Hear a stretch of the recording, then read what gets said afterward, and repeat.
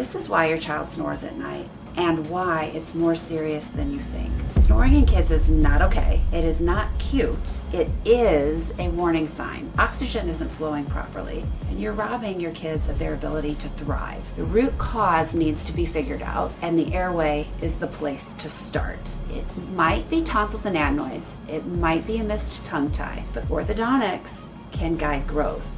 Open up the airway, stop the snoring and the mouth breathing before it turns into a lifelong health issue that plagues your kiddos for life.